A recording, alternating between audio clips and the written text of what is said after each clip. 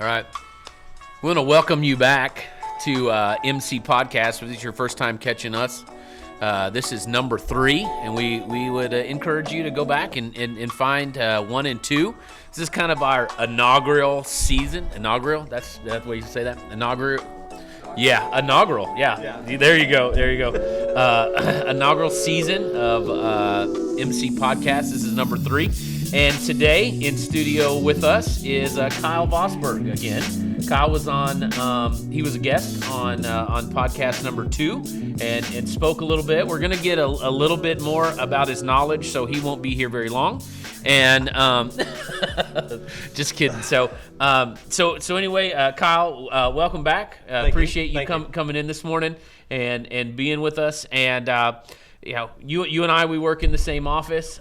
We get to we have a few more similarities than Cullen, our plant breeder, and I do. And that ranges from music to kids to hunting. Yep. And so we have several of those. And so just today, just kind of introduce yourself a little bit to everybody and just kind of what your role is here at Master's Choice. Yeah, I mean, you and I kind of have a little bit of similar background. We're both actually not from the state we now live and work in. Right. You're originally from Texas, and I'm from the great state of Ohio. That doesn't sound as good, but it's okay. Yeah, I mean, because you know the old saying, you never ask a guy if he's from Texas. Yep, exactly. Yeah. You know why, right? Yep. Yeah. You because if he is from Texas, he'll tell you, and if he's not, you don't want to embarrass him, right? Yeah, exactly. So, as the guys place the University of Michigan cup in front of me, in front of the Ohio guy. Yeah. But anyway, I mean, so we're both from different states. Exactly. So it's kind of a different kind of lifestyle for us. We were both raised a little bit differently from how some of the people here in the Midwest were. But we do kind of have a little bit in common. This year I've really kind of caught on to the hunting craze here in the office, to the point where it's overtaken me. I recently said in a performance evaluation that my level of busyness is judged on how much I think about hunting turkeys during the day. So if I have time to think about hunting turkeys, then I probably didn't have a lot to do that day. But if I don't think about turkeys at all, I'm pretty busy. So in being busy, what kind of is your role here? Yeah. So my job originally started as taking on a lot of the advancement plot trials and a lot of the things that had to involve with sending seed out in our advancement plot network. And it quickly evolved into answering any and all questions relating to agronomy. Absolutely. And that, like I've said before, has made me the bridge to gap the plant breeder, Cullen Johnson, and then you on the nutritional end. So basically, once it becomes an experimental hybrid or a lineup hybrid, I take a large majority of the control of where to place hybrids, how to scout and assess agronomic issues, whether that's disease, plants. I've gotten some training and things like that. When it comes to field crops and spraying field crops and how to properly scout for economic thresholds and things like that. But then it also goes to, this year I've really tried to take a little bit more of understanding tonnage and dry matter tonnage and things like that as it relates, so that way when I get to the nutritional part of developing hybrids, I'm a little bit more knowledgeable when we sit down to talk. Absolutely, and you've really picked up on that well, and I'm really excited to have you as part of this research and development team that we've put together here at Master's Choice. So you've taken a great role in these areas of agronomics and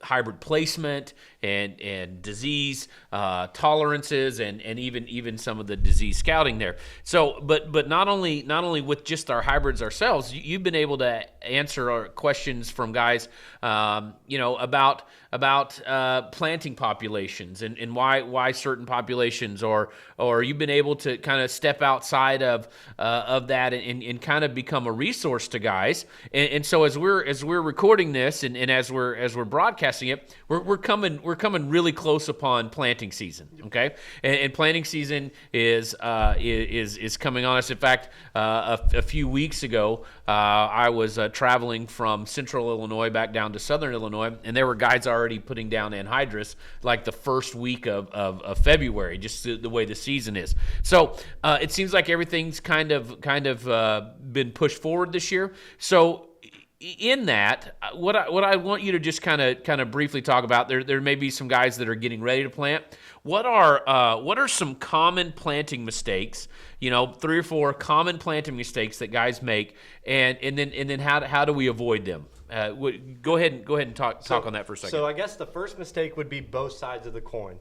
You either have the guy who gets extremely antsy when he sees guys. There's always been this mindset in agriculture that if the guy down the road has his planter rolling, I'm late or I'm behind. That is one where a lot of times, growers will make an emotional decision based on, people who they see at the coffee shop, guys that they have relatable business techniques, and things like that. And then there's the other side of the coin, whereas you live and make decisions based off the emotions of last growing season, whereas 2012 was a great example. It was a horrible drought year, and a lot of guys kind of base their decisions of 2013 on a year that'll probably not happen for another 50 or 100 years. Right.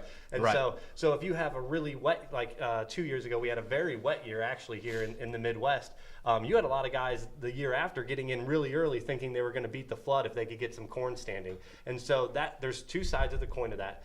Planting too early on the emotions of seeing others planting, and then planting too late on the emotions of last year's failures maybe. Absolutely. I was in some meetings this winter, and they were talking about some of the planter type issues and making sure that we're getting all of those taken care of. And there was a thought that came out in one of those meetings that I had never really considered. But most guys, not counting like replants and stuff, but just most guys only have 40 planting seasons. Yeah.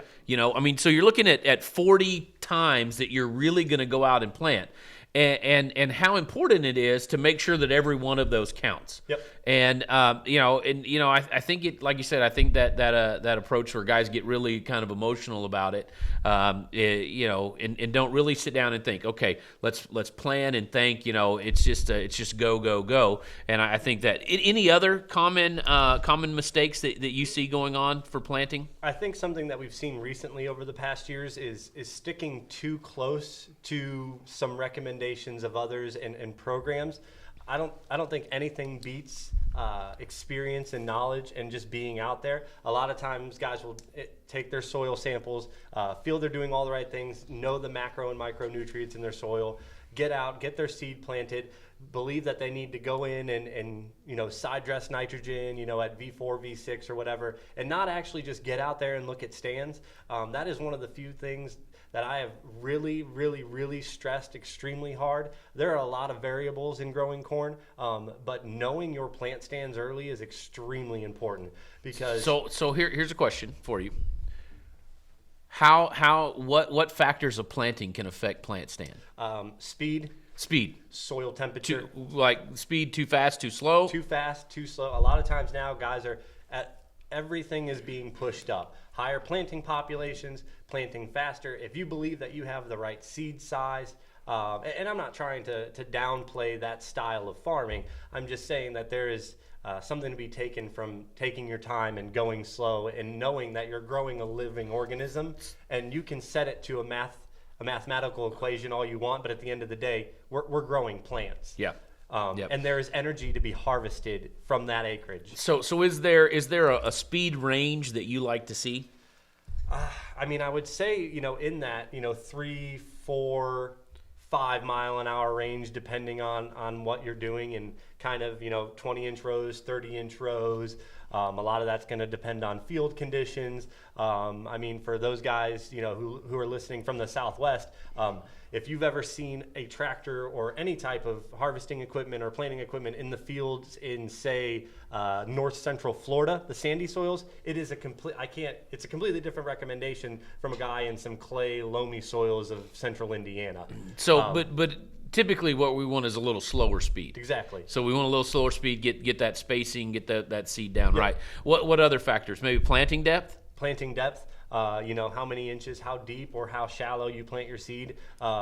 Temperature is always a large factor. Soil temperature is always a large factor. We have to remember that, that seed, those first few vegetative states are extremely important in a corn plant's life, both agronomically and nutritionally, because you're developing, fiber, you're developing all the characteristics of the plant to grow. And so it is extremely important early on. Absolutely. So kind of going back to this planting depth issue, where is the magic range there? I mean, I've in the past in planting thought 2 to 2.5 inches is acceptable, and a lot of that can also depend on paying attention to what your dealer is telling you. Depending on the root system, there are a lot of different angles that root systems are developed. So some of the deeper root systems that are going to really get down into subsoils can probably be planted at a little bit deeper depth, looking for a little bit more micro and macronutrients deeper in the soil. But some of the ones that are at a little bit more shallow of an angle, you're probably not going to want to plant that low, because you're going to have, root systems trying to grow up through a subsoil. Does planting depth change between planting early and planting late? Yeah, I would say so. Because you're talking about soil temperature too. Okay. Traditionally, the later you plant, the higher the soil temperature is going to be. So germination should turn around a little bit quicker than it would be where it might be delayed in some colder soils. So later on in the season, also we probably need to plant just a little bit deeper, because moisture is going to be a factor there too. Exactly. Yeah, and so in these same set of meetings that I was at the other day, heard that the seed actually has to imbibe or take up quite a bit of water, like 6 or 7 times its own weight, its mass to be able to germinate. So getting good seed to soil contact, getting good depth so that it's getting in the moisture, those are imperative. Absolutely. I mean, you have to remember that water is not inherently going to attract itself to a seed. Mm-hmm. It's inherently going to move away. Leaching is what water wants to do. It wants to spread out. That was actually one of the big things of why we brought MicroMaster into the lineup. So let's go there for a second. Yeah. So you did a lot of research, and MicroMaster is a seed treatment, right? And you were very instrumental in researching that and understanding that and bringing that in. Tell us a little bit about MicroMaster. So basically, MicroMaster has the ability, in an organic lineup, it can be very difficult to find an on-the-seed treatment. And a lot of times, an organic seed just comes to the grower untreated. And leaves it to a lot of different factors, more than a treated seed would have to deal with when it comes to early germination and early season vigor. So what MicroMaster has the ability to do is it can actually change the polarity of the hydrogen atom around the seed to match what the seed needs. So if it is a negative hydrogen atom, it can actually change it to a positive. So basically, it's kind of like our relationship. Yes, it's kind of positive. No. I bring about the positive, here in your negativism. Yeah. Right. Well, so basically, you positively want high-yielding nutritional hybrids, and I tell you when that can't happen. And that's negative. Exactly. I positively, I want the best of both worlds. Yeah. And you're negative about that. Yeah. Okay. I can take that. Yeah, I can take that. Yeah, I'm usually the no guy. So, so that was one of the big things with MicroMaster was using electrostatic nutrition to keep water around the seed so it can actually get as much hydrogen and then as much water as it needed to germinate. Awesome. So we did some tests with that this year. Yep. What kind of results did we see? So we have seen that when it comes to developing plant stands, it is as good as like a Cruiser 250 treatment.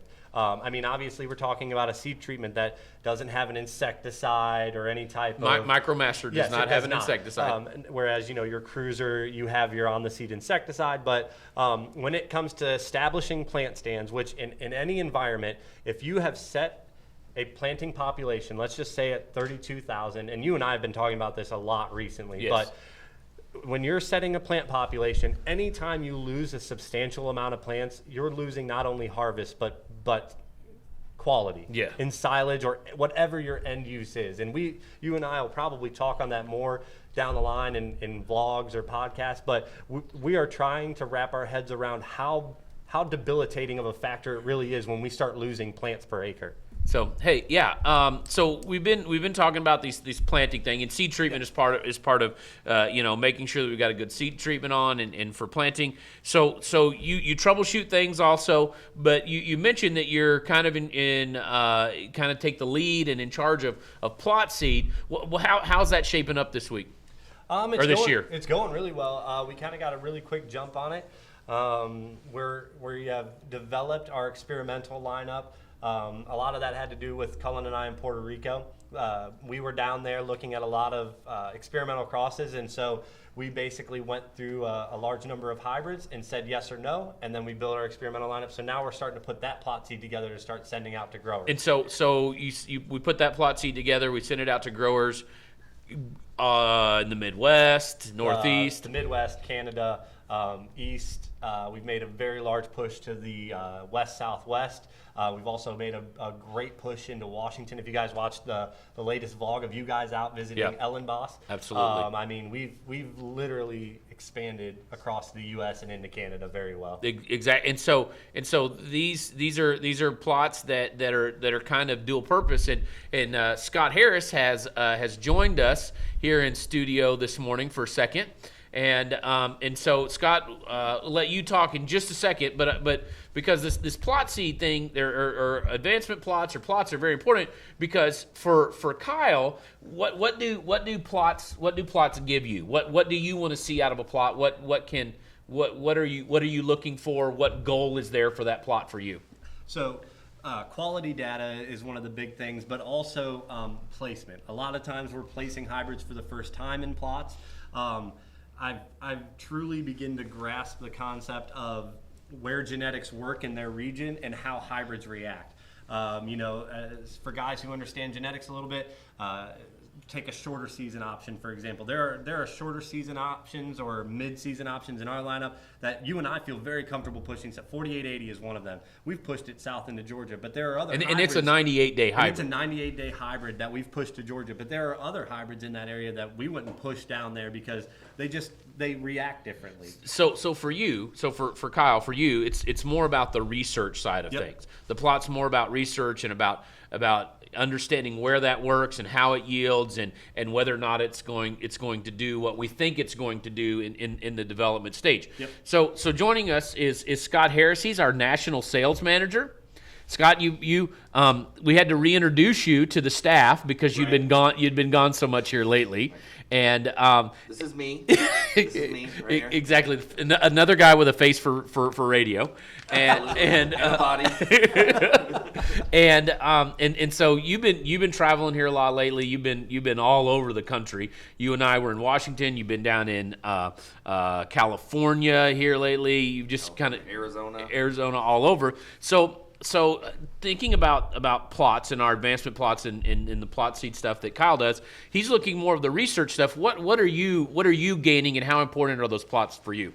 Right. So I think I've been thinking about this a lot since we've been talking about it, and it really hit me this week because I think us seeing the products all the time, we kind of forget how much those plots mean to everybody because we know there's issues when it comes to plots. You have especially a multiple variety small plot, one or two plants has an issue and it can drastically affect that plot, right? Yeah. So we tend to think big picture, right? We're like, well, just try it. Well, for a lot of people, those plots hold a lot of weight.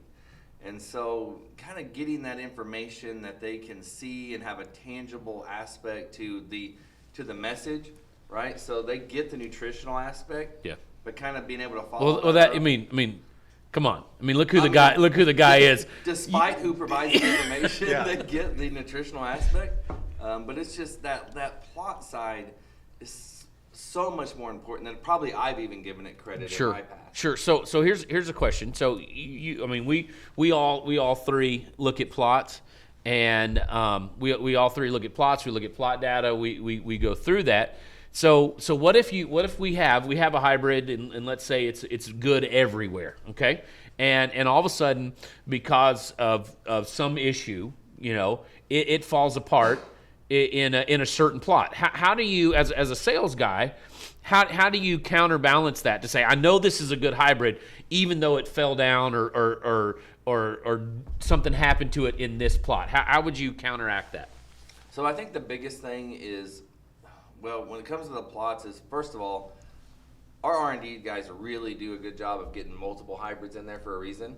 The hard part is whenever you try to explain something that doesn't make sense. Right. You know, when somebody says, you know, I used X hybrid and man, that thing just didn't work, and we're all looking at it like, well, it's always done well. You know, so how do you explain that, right? So I guess I lean on the R&D guys pretty heavy to explain, you know, try to help me explain, you know, maybe what could have went wrong. Right. And I've learned more than as much as the results, and much as like the tonnage, and as much as all that, people want just an understanding, right? So if you can explain maybe what happened, maybe here's what went wrong, this is why it didn't work, that peace of mind, Yeah. you know, I think is a big piece for a lot of guys Absolutely. that they deal with. So No, makes sense. I think makes sense. Scott, appreciate you joining us this morning in this talk about plot seed and plots and research there. Glad that you could join us. I expect that someday you will be my co-host and can join me if you'll ever stay in the office for a week at a time. We all have goals in life, and that's one of my goals. To get to co-host. Yeah, exactly. I mean, and who wouldn't want to, right? Well, they're not here if they don't want to. We want people with ambition, right? We want people who want stuff. Exactly. No, Scott, I appreciate you. I appreciate what you do here at Master's Choice, being our national sales manager, reaching out literally all over the country. Hey, you want to go to Germany? So this sounds like a plan. Let's go. Okay, let's go. Tomorrow? You want to go tomorrow? Round 4? Yeah, let's do it. Let's do it. I'll see if I can get some flights. So, Scott, appreciate that. Really, really enjoy traveling with you and our friendship and everything. And thanks for talking through this, the importance of plots. So, Kyle, kind of back to you. So we talk about this, and we talk about the data that's generated from there. So what types of testing is being done, or observations are being done to ensure strong agronomics and good yield? How are we working that out? So we have in the past, and we are continuing to move forward in pushing genetics to places that we've never tried before. One example is last year we started to make quite a strong move into Kansas. We have a dealer out there through our direct sales network who's done a very good job, and he allowed me to use some of his land to push shorter season options out there to test the agronomics for guys who have, let's say, a winter cropping rotation, or who any type of double crop rotation where they need to get a short season hybrid in and get it off as quickly as they can. This year we're also going to move forward with some inoculated trials. Okay. So we are going to inoculate corn plants with some various diseases, and then a company who, we all have our understanding and our training in diseases and leaf diseases and those things, but these guys live and breathe. And as you know, we know some plant pathologists, and they're a different type of people. Yeah. My best friend is a plant pathologist. He's a weirdling. Yeah, but these guys literally live for plant diseases. So they're going to inoculate all of our commercial hybrids and then a couple others that we believe are really close to getting the nod. And that'll give us a really good understanding of how they stand up to plant diseases. Absolutely. So just kind of wrap this up real quick for us. What does this plot advancement plot process, what does it bring to the customer? What does it deliver? Okay, we can do all the research, we can do all this. What does this help deliver to the customer? I think it delivers an understanding that we are continually trying to bring what we believe is the best to our lineup. We are testing both current and upcoming hybrids, and everything goes through a rigorous background, a rigorous run through of agronomic and nutritional qualities. And if it doesn't match up to what's already in our lineup, then it gets called, it moves on. But if it does, then there's real potential there, and we start seriously considering it. I think this year 5370 is one of those hybrids. It's 103 day that it has started to hang right along with our 5660, which is a big hybrid. Absolutely. And it's really shown itself all year long, and it just shows that we stuck with it. We knew that there was some promise there, and now it's showing itself all over the country. Absolutely. So basically, we are continually working towards the highest nutritional hybrids we can bring with the best agronomics at yield. And so in our plots, that's what it brings to the customer. Absolutely. Look, we've tested these have proven themselves, and in various locations over different years, and they've proven themselves to be the highest quality, best agronomics that Master's Choice can produce, and what we believe would be out in the marketplace today. Absolutely. Thanks. Hey, Kyle, thanks for joining me today. And as far as co-hosts go, you're a pretty good co-host, man. Yeah. And so I appreciate that. I appreciate our relationship. And you guys out there who are listening, continue to keep listening. This is number 3 podcast of our series. If you haven't caught the other 2, please go back and do that. If you got any questions or comments, you can find us on YouTube. You can find us on Facebook, Instagram. Contact us. We appreciate hearing from you guys and knowing what you think about this. So thanks, guys, and make sure that you listen to look for our upcoming episode 4 in the next week. Appreciate it.